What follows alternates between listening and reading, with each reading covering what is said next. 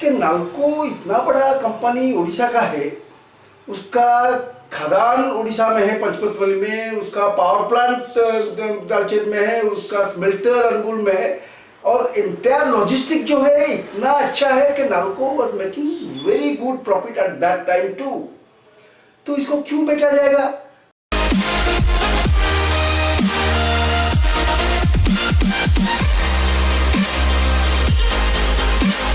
दोस्तों, हम आज एक इंपॉर्टेंट डिस्कशन का पार्ट होने वाले हैं।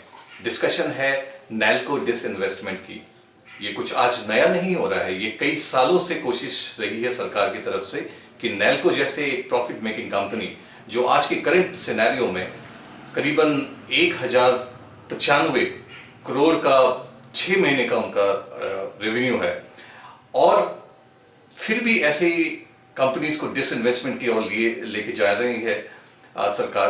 बार बार कोशिशें हो रही हैं, लेकिन इसमें इंपॉर्टेंट ये भी है जानने की कि कुछ ऐसी हस्ती हैं जो चाह रहे हैं, और इन्होंने पास्ट में भी काम किया है और आज भी कोशिश उनकी जारी है कि किस तरह से हम नैल्को को प्राइवेटाइजेशन होने से बचाएं। हमारे साथ हैं इस मूवमेंट, इस नैल्को मूवमेंट के pioneer mister engineer Lalit Mohan Patnaik ji.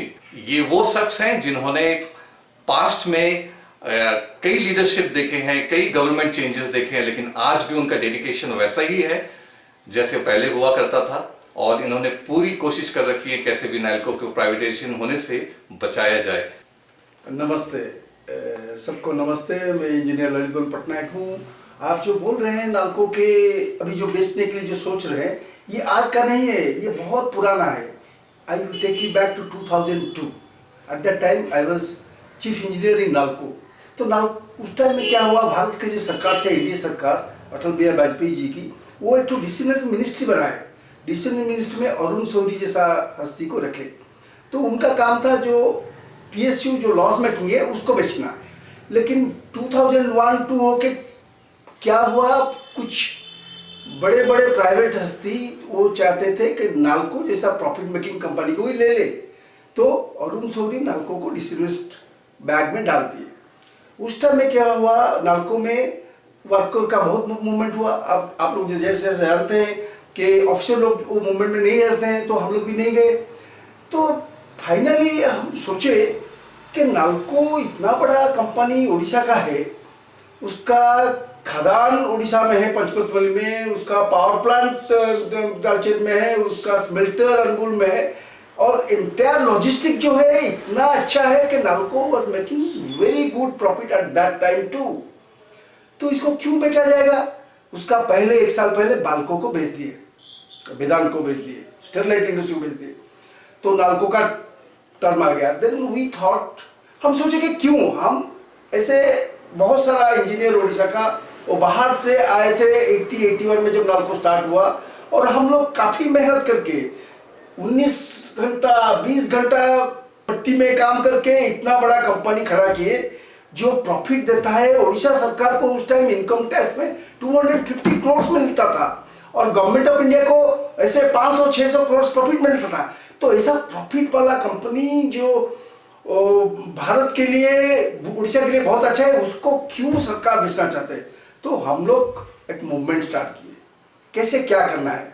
We found out उस टाइम हम लोग उमा भारती मैडम के पास गए। उमा भारती वाज माइंस का minister. She was not interested for NALCO sale. Advani ji के पास हम लोग गए, वो भी नहीं इंटरेस्टेड थे। सोनिया गांधी मैडम अपोजिशन थे, उनके पास भी गए, वो भी अपोजिशन थे। नवीन पटनायक जी जो उड़ीसा के चीफ मिनिस्टर, वो भी अपोजिशन थे। सब लोग चिट्ठी लिखे, फिर भी अरुण शौरी जी बोले कि नहीं, नाल्को अभी प्रॉफिट कर रहा है फिलहाल, लेकिन सेल जैसा लॉस मेकिंग हो रहा है, ये सेल जैसा हो जाएगा किस दिन में, इसीलिए इसको बेच देना चाहिए। और ऐसे ही नाल्को एल्यूमिनियम में प्रॉफिट कर रहा है, वैल्यू एडिशन एल्यूमिनियम में नहीं हो रहा है। ये सोच उनका गलत था। वो उस टाइम में वो जो मूवमेंट हुआ, जो 23 unions, worker union and 3 officers, वो लोग मिला के वो लोग भुवनेश्वर आए और बोले कि पटनायक जी, आप सर हर जगह काम किए हैं, सीपीपी में काम किए हैं, स्मेल्टर काम में दामन गए, आप ये मूवमेंट को लीड कीजिए। देन हुई व्हाट वी फाउंड, उस बात हम लोग देखेंगे एक्चुअली ये प्राइवेटाइजेशन मूवमेंट को अपोज कौन कर रहा है, पॉलिटिकल पार्टी। क्योंकि एक एम्प्लॉय कितना एम्प्लॉय क्या कर सकते हैं। तो शिवाजी पटनायक वो सीपी एम का लीडर थे, शिवराज पन्ने वो MP थे, उनको हम पकड़े। उनके साथ मिलके हम different power lobby on government and other institutions, उनके पास गए, डिफरेंट इकोनॉमिस्ट के पास गए, उनसे भी ओपिनियन आए। ऐसा सब ओपिनियन लाके हम उड़ीसा बंद हुआ। Orissa, entire Orissa was stop for 1 day. Sir 2002 में भी ये चीज हुआ, और ऐसी क्या जरूरत आन पड़ी कि फिर ये 2006 में दोबारा से वो चीज हो रही है? वो क्या रीजन है कि सरकारें दर वक्त चेंज होती जा रही हैं, लेकिन उनका वहीं पे एक सुई अटक गई है। हाँ। कि वो बार बार उसी चीज को बार बार डिसइन्वेस्टमेंट की तरफ बातें करने बहुत लग रहे सही हैं। बात बोले। और इसमें एक्चुअली उनका क्या बेनिफिट है, और क्यों हम ये चीज देख नहीं पाते कि हमारी सरकार और हमारे लोगों का इसमें सरकार का फायदा हो सकता है, लेकिन लोग आज भी वहीं के वहीं हैं, और लोगों के बारे में कोई यहाँ पे सोच नहीं पा रहा है। Over to you sir. देखिए, आप सही क्वेश्चन पूछे। 2002 में जो हमारा मूवमेंट हुआ बहुत बड़ा हुआ। मैं बोल रहा था कि उड़ीसा बंद हुआ, और फाइनली वाजपेयी जी उड़ीसा आके बोले कि फिलहाल बेचा नहीं जाएगा। That was a great success, not only for NALCO, that was a success for the entire decision process. Entire decision process ठप हो गया 2003 के बाद, and NALCO took the lead. ठीक है, उसके बाद क्या हुआ? 2006 का जो बोल रहे हैं, 2006 में मनमोहन सिंह का गवर्नमेंट आया। देखिए क्या होता है, ये जो बड़ा कंपनी है एल्यूमिनियम, एक्चुअली ये स्टील एज का थोड़ा आगे है। देखिए पहले स्टोन एज था, ये एज था, स्टील एज आया, अभी ये एल्यूमिनियम एज है। Aluminium is very important in the world scenario. और उड़ीसा में जो बॉक्साइट है पंचपतमल में, वो बहुत ही क्वालिटी वाला है। तो वो पंचपतमल नालको में है, तो नालको को अगर कोई प्राइवेट कंपनी खरीद लेगा तो रातों रात मालेमाल हो जाएगा। तो ये सब मतलब जैसे सुगाल होते हैं, वो जाके बैठता है कब नालको प्राइवेटाइज होगा। So they put pressure on the government, and government, as you know, government tells that we are for public, but actually when they come to power, the same Congress government supported us in 2002-3, NALCO बेचा नहीं जाएगा। फिर same government after 4 years क्यों बेचा? These are the reasons. They have their own interest for the party running. तो वो जो funding उनको आता है, किकबैक आता है, जो किकबैक आता है, उसके लिए वो भी कभी कभी बोलते हैं कि नालको को बेचा जाएगा। तो 2006 में मनमोहन सिंह का गवर्नमेंट में नालको को फिर बेचने का डिस्कशन हुआ, और आगे भी चला along with Neyveli Lignite of Tamil Nadu. तो उसमें भी हम लोग मूवमेंट किए, अरे भाई क्यों बेच रहे हो, अभी तो नालको नवरत्न कंपनी हो गया। तो फिर मूवमेंट हुआ, फिर everybody supported, communist supported, everybody supported, again the government has to back down. उनका कैबिनेट डिसीजन फिर पीछे गया और नालको बेचा नहीं गया। तो ऐसे ऐसे होके somehow or other ये जो उड़ीसा लोग बहुत नालको के भी, नालको इज टोल्ड दैट ये उड़ीसा का सेकेंड कोणार्क है। तो नालको का बैकिंग एंटायर उड़ीसा पब्लिक का है, और तो इसीलिए नालको बेचा नहीं था। अभी फिर क्या हो रहा है, अभी जो आप बोल रहे हैं, अभी क्या हो रहा है? अभी ये जो गवर्नमेंट आया है, ये नालको को तो बेच नहीं पाए, तो नालको का जो शेयर है गवर्नमेंट का, उसको रिड्यूस करते करते करते अभी अराउंड 51 और 52% में पहुंच गए हैं। 2-3% अगर बेच देंगे तो नालको प्राइवेट हैंड में चला जाएगा। लेकिन अभी देखिए, आप जैसे बोल रहे थे, लास्ट 2021 सितंबर में आया है, 6 मंथ में प्रॉफिट है 1095 crores। 1095 crores हाफ ईयरली, मतलब कुछ is not a joke. Besides that NALCO 900, हमारा जो पॉटलाइन है, हमारा 4 पॉटलाइन है, I am basically a project man. Potline A B C D ऐसा है। टोटल कैपेसिटी अभी ये किस दिन पहले 960 पॉट को चालू किया था। इतना मेहनत करके काम कर रहे हैं। और इसमें क्या है, नालको में जो एम्प्लॉय है, every 4th employee is SC ST। और जो अनुगुल का जो एरिया है, उस एरिया आप देखिए कितना डेवलपमेंट हो गया है। और उड़ीसा गवर्नमेंट को भी पैसा मिल रहा है, भारत गवर्नमेंट को मिल रहा है, पब्लिक भी खुश है। Around 1 lakh people are engaged directly. Even in COVID time, it is sustaining the employees, and they are getting employees, para employees and all this. तो इतना अच्छा कंपनी को क्यों बेचेगा सरकार? मौजूदा दौर में प्राइवेटाइजेशन बहुत आम चीज हो गई, और सरकारें अक्सर प्राइवेटाइजेशन के ऊपर ज्यादा फोकस कर रही हैं। सर मेरा अगला सवाल भी आपसे यही है कि क्या है ये प्राइवेटाइजेशन, मतलब कब से शुरुआत हुआ है?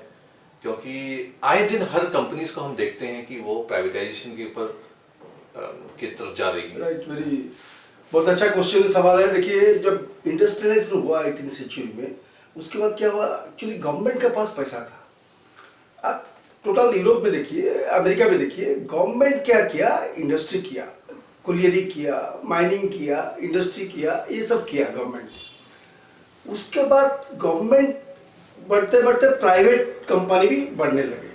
तो 1980 में क्या हुआ, 1980 में यूरोप में, स्पेशली इंग्लैंड में, Margaret Thatcher was prime minister.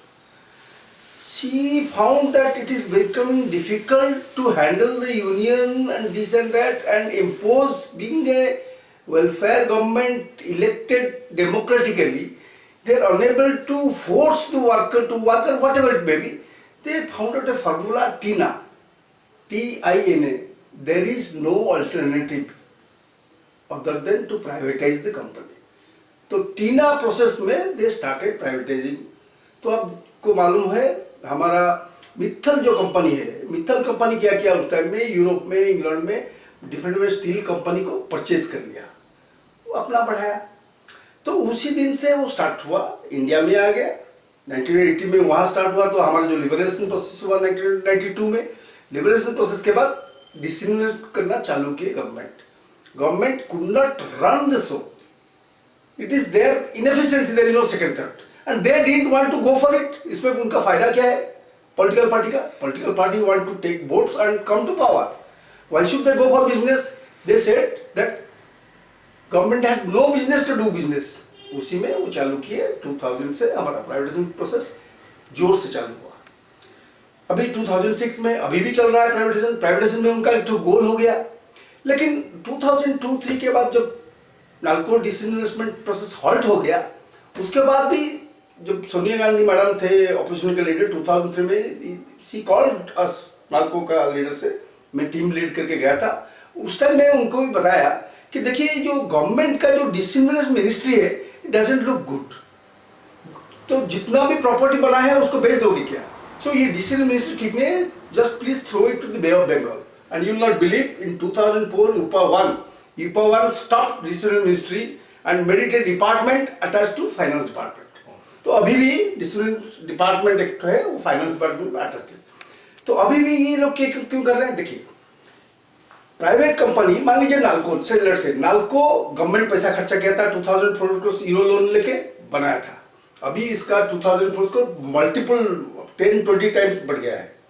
अभी मान लीजिए वेदांत एक तो एल्यूमिनियम प्लांट करना चाहता है, अगर वो नाल्को को खरीद लेगा तो सस्ता से खरीद लेगा, 51% ऐसे शेयर 51% लेके मैनेजमेंट ले लेगा, वो चलाएगा। वो क्यों अपना फिर पैसा इन्वेस्ट करेगा इतना? तो उसको प्राइवेट कंपनी को वो इन्वेस्ट करना नहीं पड़ेगा। अब अंबानी, अदानी, जिसका नाम भी बोलिए, जो भी इंटरेस्टेड है नाल्को या कोई प्राइवेट कंपनी में, they will get. And besides that, जो लैंड है, हमारा गवर्नमेंट का जो रूल है कि शेड्यूल कास्ट लैंड तुम नहीं ले सकते, लेकिन अभी तो लैंड हुआ, मतलब it's ready, you just take over the land. Balco पूरा लैंड शेड्यूल कास्ट का था, जो कि खरीद नहीं पा सकते थे, अभी खरीद लेंगे। तो ये सब चीज जो एडवांटेज है प्राइवेट कंपनी का। और गवर्नमेंट का जो गवर्नमेंट मतलब क्या है? Some political party who is ruling the government. मतलब क्या है? गवर्नमेंट का जो एम्प्लॉई है, IAS, ये सब तो ये तो आज है, 30 साल के बाद चले जाएंगे। तो पॉलिटिकल पार्टी जो वो आज ही कल चल जाएगा। तो पॉलिटिकल पार्टी का जो इंटरेस्ट रहता है कि इसको बेचने से हमारी झमेला खत्म, plus we may get some financial benefit also for our party. इस सारी कन्वर्सेशन से एक बात तो बिल्कुल तय है कि ये भली भांति एक स्ट्रेटेजी के थ्रू से ये सारी चीजें हो रही है, जिसमें प्राइवेट प्लेयर्स का इंटरेस्ट, उनका फायदा को प्रॉपरली मैनेज किया जा रहा है, या फिर गवर्नमेंट का अपना स्पेशल इंटरेस्ट है कि वो इस पे कमाना चाहती है। ये बात भी सच्चाई है कि आसपास के लोग जो लोकल्स हैं, उनका इसमें कोई फायदा नहीं है। मेरा यहाँ से आपके ऊपर सवाल सर है कि दोबारा से कि अब से क्या आपकी स्ट्रेटेजी होना चाहिए? What is that you are going to do? आप एग्जैक्टली क्या करना चाहते हैं ताकि अवेयरनेस हो और हम इन चीजों को प्रॉपर वे से मैनेज कर पाए? देखिए, 2-3 चीज है। एक तो चीज है कि ये जो प्रॉपर्टी बेचा जाएगा तो राष्ट्र का क्षति होगा, राष्ट्र का क्षति होगा। तो राष्ट्र का क्षति नहीं होने से उसको संभाले कौन? जो एम्प्लॉई है, उनको दिल लगा के काम करना है। एम्प्लॉय लोग का अगर दिल लगा के काम करेंगे तो प्रॉफिट ही प्रॉफिट होगा। प्राइवेट कंपनी में क्या होता है, एम्प्लॉय लोग डर के काम करते हैं, नौकरी चला जाएगा क्या है। लेकिन गवर्नमेंट में वो खतरा नहीं है, इसलिए यूनियन होकर वो तो उसको प्रोग्रेस उतना, प्रोडक्टिविटी उतना अच्छा नहीं हो रहा है। तो जो आदमी लोग काम कर रहे हैं अभी भी पीएसयू में, वो लोग जी जान लगा के काम करें ताकि वो प्राइवेट कंपनी भी कॉम्पीट कर सके। तो गवर्नमेंट भी सोचेगा ना नहीं बेचेंगे, अच्छा चल रहा है, अब पीपल आदमी लोग खुश है। तो पब्लिक को ये करना है, जी जान लगा के काम करना है एंड पब्लिक को सपोर्ट करना है कि ये प्रॉपर्टी पब्लिक का है।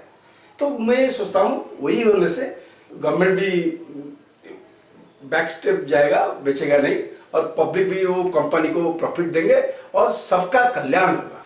थैंक यू ललित सर, आपका प्रेजेंस बहुत मायने रखता है, और क्योंकि ये अवेयरनेस बहुत ज़रूरी था और ये पब्लिक के हक में है, तो डेफिनेटली आपके इस टॉक से एक स्ट्रांग मैसेज पब्लिक के लिए जाता है कि अपनी कोशिशों को जारी रखिए। आपकी कोशिशें ये भी सराहना हम कर रहे हैं, और हम इस तरह के इम्पोर्टेंट इश्यूज़ के ऊपर बात करते रहेंगे।